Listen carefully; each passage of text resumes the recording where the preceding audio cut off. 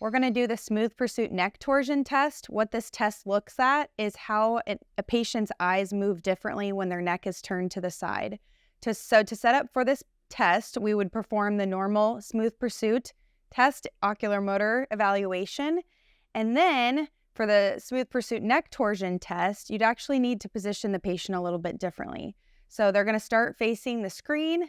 I'm going to turn their body and head so that they reach a green target that we see on the software. Then I'm going to turn the patient's head back towards the screen. As soon as they reach that target position, we're going to see that the stimulus starts to move. So the patient is going to keep their eyes on the dot while that dot is moving back and forth on the screen. Now, ultimately, this test compares how the patient does when their neck is in a neutral position versus when it's turned to the side. So we'll perform it to the left and also to the right. The dot's moving slowly, but soon we'll get a little bit faster. Stay right on that dot. Keep your head nice and still, just your eyes moving. Very good.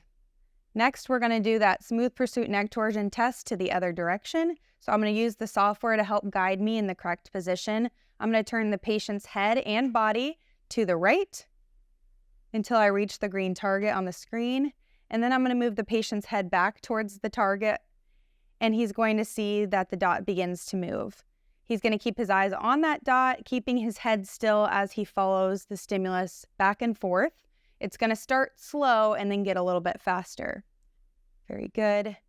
So after we get information from his eye movements with his head turned one way and the other, we get a gain measurement to tell us whether there's a difference from his head facing straight ahead versus when his head is turned to the side. Nice work.